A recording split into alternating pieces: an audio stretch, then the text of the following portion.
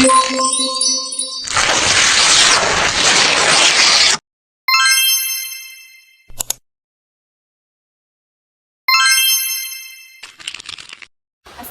warahmatullahi wabarakatuh. Perkenalkan, nama saya Adik Nurul Amalia Putri Faiza dengan akhiran NIM 031 dari jurusan Pendidikan Islam Anak Usia Dini kelas A. Nah, di sini adapun tujuan dari pembuatan video ini adalah untuk memenuhi tugas final mata kuliah Pendidikan Anak Berkebutuhan Khusus oleh dosen Ibu Dian Diarfa, MPSI Psikolog. Untuk itu, mari kita simak video berikut ini. Sebelumnya, kita ketahui dulu apa itu pelayanan pendidikan anak berkebutuhan khusus. Nah, istilah pelayanan pendidikan anak berkebutuhan khusus ini dipergunakan dalam upaya menjelaskan tentang program dan pelayanan yang berlaku dalam penyelenggaraan sistem pendidikan bagi anak-anak yang mengalami kesulitan atau keterbatasan dalam mengikuti program pendidikan dengan berbagai alasan dan membutuhkan bantuan khusus, termasuk keterbatasan fisik dan juga belajar serta kebutuhan sosialnya. Nah, terus bagaimana sih bentuk pelayanan pendidikan anak berkebutuhan khusus itu? Nah, diantaranya yang pertama itu ada bentuk layanan segresi. Nah, bentuk layanan segresi ini yaitu bentuk layanan pendidikan bagi anak berkebutuhan khusus yang mengacu pada jenis atau karakteristik spesifik dari ketunaan yang dialami seseorang. Nah, adapun bentuk layanan pendidikan bagi anak berkebutuhan khusus secara segresif ini, diantaranya yang pertama yaitu ada sekolah khusus, kemudian yang kedua ada sekolah luar biasa berasrama, yang ketiga sekolah luar biasa dengan kelas jauh, kemudian yang keempat sekolah luar biasa dengan guru kunjungan. Nah, yang kedua yaitu bentuk layanan integrasi atau bentuk layanan terpadu. Nah, bentuk layanan pendidikan integrasi ini seringkali disebut juga dengan istilah sekolah terpadu. Nah, bentuk layanan pendidikan ini merupakan integrasi sosial, instruksional, dan temporal anak yang berkebutuhan khusus dengan teman-teman lainnya. Di sini ada 3 keterpaduan dalam layanan pendidikan bagi anak berkebutuhan khusus. Nah, ketiga bentuk tersebut yaitu yang pertama kelas biasa, kemudian yang kedua kelas biasa dengan ruang bimbingan khusus, terus yang ketiga bentuk kelas khusus. Nah, selanjutnya yaitu bentuk layanan pendidikan inklusif. Nah, bentuk layanan ini prinsipnya adalah mereka hadir bersama-sama, menghargai dan menerima perbedaan. Nah, semua bisa berpartisipasi dalam kegiatan belajar sesuai dengan kemampuannya masing-masing dan diyakini semua anak dalam kelas bisa mencapai prestasi sesuai kondisinya masing-masing. Nah, adapun model pelayanan pendidikan anak usia dini. Nah, bentuk pelayanan bagi anak berkebutuhan khusus menggunakan beberapa model, diantaranya yaitu bimbingan sebagai konstelasi pelayanan, kemudian bimbingan perkembangan, bimbingan sebagai ilmu tindakan yang bertujuan, bimbingan sebagai pengembangan pribadi, bimbingan sebagai pendidikan psikolog. Nah, adapun jenis-jenis dari sekolah luar biasa, diantaranya yang pertama yaitu sekolah luar biasa atau SLBA. Nah, SLBA ini adalah sekolah yang diperuntukkan bagi anak-anak penyandang tunanetra. Kemudian yang kedua yaitu sekolah luar biasa B atau SLBB. Nah, SLBB ini merupakan sekolah yang diperuntukkan bagi anak-anak penyandang tunarungu, yaitu di mana anak-anak yang memiliki hambatan pada indera pendengarannya. Kemudian yang ketiga yaitu sekolah luar biasa C atau SLBC. Nah, SLBC ini adalah sekolah yang dikhususkan bagi anak-anak penyandang tunagrahita. Nah, tunagrahita atau anak dengan intelijensi di bawah rata-rata. Kemudian yang keempat yaitu sekolah luar biasa D atau SLBD.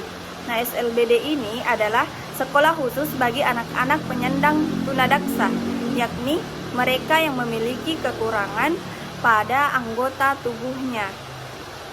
Kemudian yang terakhir adalah sekolah luar biasa E atau SLBE. Nah, SLBE ini merupakan sekolah yang diperuntukkan bagi penyandang tunalaras.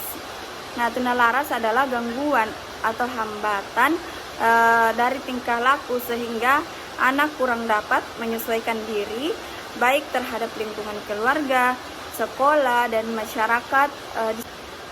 Nah, adapun jenis-jenis dari anak berkebutuhan khusus, yang pertama itu ada tunarungu dan tunanetra. Nah, tunarungu ini adalah kondisi atau keadaan dari seseorang yang mengalami kekurangan atau kehilangan indera pendengarannya, sehingga tidak mampu menangkap rangsangan berupa bunyi, suara, atau rangsangan lain melalui pendengaran. Adapun bentuk layanan pendidikan untuk anak tunarungu, yang pertama itu pendidikan segresi. Nah, pendidikan segresi ini adalah sistem pendidikan yang terpisah dari sistem pendidikan anak normal. Nah, kemudian yang kedua yaitu anak tunanetra. Anak tunanetra ini adalah anak yang memiliki hambatan pada indera penglihatannya. Untuk itu, mereka memerlukan media khusus untuk menunjang pembelajarannya. Di antara media khusus yang menunjang tersebut, diantaranya yang pertama itu huruf Braille. Nah, huruf Braille ini digunakan untuk keperluan membaca dan menulis bagi anak tunanetra. Nah, huruf Braille ini merupakan kumpulan titik-titik timbul yang disusun untuk menggantikan huruf biasa untuk para penyandang tunanetra. Kemudian selanjutnya yaitu ADHD. ADHD ini merupakan gangguan perilaku yang ditandai dengan adanya gangguan pemusatan perhatian, pembicaraan yang lepas kontrol, dan perilaku yang hiperaktif. Nah, pelayanan yang paling utama yang harus diperhatikan di sini adalah pelayanan berupa terapi yang bisa membantu mengembangkan potensi dari segala hambatan yang dihadapi oleh anak. Nah, melalui terapi dari ahlinya seperti psikolog, dokter ahli, dan segala yang berkaitan dengan hambatan yang dialami oleh anak, yang dimana orang tua harus senantiasa menjaga dan memperhatikan komunikasi antara guru, pendamping siswa dalam menangani hambatan yang dialami oleh anak. Kemudian selanjutnya itu model dalam pelayanan pendidikan anak ASD atau Autism Spectrum Disorder.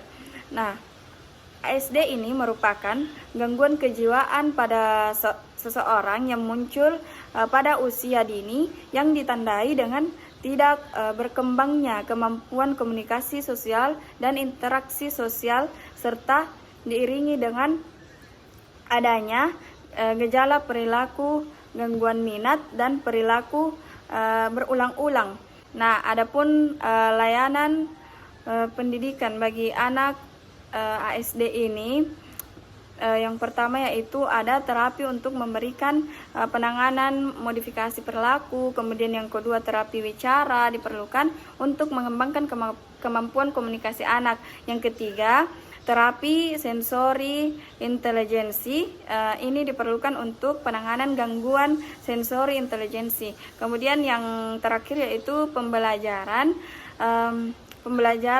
akademik dan remedial terapi yang diperlukan untuk memberikan layanan pembelajaran yang disesuaikan dengan kemampuan kebutuhan anak ASD ini. Nah, selanjutnya jenis anak tunalaras. Nah, anak tunalaras adalah anak yang mengalami hambatan dan gangguan dalam menyesuaikan diri dengan lingkungan sosial dan masyarakat, tingkah laku di lingkungan keluarga, sekolah, dan juga masyarakat. Nah, adapun bentuk pendidikan anak berkebutuhan khusus tunalaras ini, yang pertama yaitu penyelenggaraan bimbingan serta penyuluhan di sekolah reguler. Kemudian yang kedua, menyediakan kelas khusus bagi anak berkebutuhan khusus tunalaras. Kemudian yang ketiga, sekolah luar biasa bagi tunalaras yang berasrama yang ditujukan untuk anak berkebutuhan khusus tunalaras. Nah, yang terakhir yaitu sekolah dengan asrama. Nah, sekolah ini ditujukan bagi anak berkebutuhan khusus yang kenakalannya sudah melampaui batas atau berat sehingga mereka harus dipisahkan dengan teman-teman maupun orang tua mereka. Selanjutnya yaitu gifted atau anak cerdas berbakat. Anak cerdas dalam konteks ini adalah anak-anak yang mengalami kelainan intelektual dari di atas rata-rata.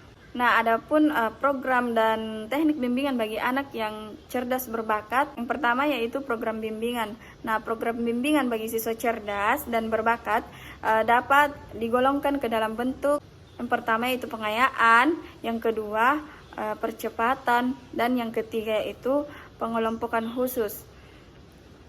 Kemudian teknik bimbingan bagi siswa cerdas dan berbakat yang pertama yaitu pengembangan ranah kognitif, pengembangan ranah efektif, pengembangan ranah fisik, dan lainnya. Nah, selanjutnya yaitu anak disleksia. Nah, anak disleksia merupakan gangguan kognitif yang berupa ketidakmampuan membaca pada anak. Nah, anak kesulitan untuk mengenal huruf-huruf yang hampir sama. Contohnya antara huruf B kecil dengan huruf D kecil itu sulit untuk dibedakan oleh anak yang penyandang disleksia. Selanjutnya itu anak berkebutuhan khusus disgrafia. Nah, disgrafia ini secara fisik dan psikologis pada umumnya sama, tetapi ketika dalam proses belajar di dalam kelas, anak disgrafia ini terlihat sulit atau lambat dalam menulis. Nah, jenis-jenis kesulitan menulis yang muncul pada anak disgrafia ini diantaranya yang pertama yaitu terlalu lambat menulis, yang kedua salah arah dalam menulis huruf dan angka, kemudian yang ketiga terlalu miring, yang keempat jarak antara huruf tidak konsisten, dan lain-lain. Kemudian jenis selanjutnya yaitu diskalkulia. Nah, diskalkulia ini ketidakmampuan berhitung. Nah, di mana anak kesulitan belajar yang dialami ditandai dengan kesulitan berhitung. Kemudian, adapun penyebab dari diskalkulia yaitu ada faktor fisiologis seperti kerusakan otak, kemudian faktor lingkungan, kemudian kelemahan dalam proses pengamatan, yaitu anak tidak dapat mengamati nomor dan matematika secara keseluruhan. Nah, adapun layanan pendidikan bagi anak berkesulitan belajar ada 3, yaitu layanan pendidikan yang banyak dipilih di sekolah, yaitu kelas khusus, kemudian yang kedua ruang sumber, terus yang terakhir yaitu kelas reguler. Mungkin cukup sekian dari penyampaian materi yang dapat saya sampaikan. Kurang lebihnya mohon dimaafkan. Wassalamualaikum warahmatullahi wabarakatuh.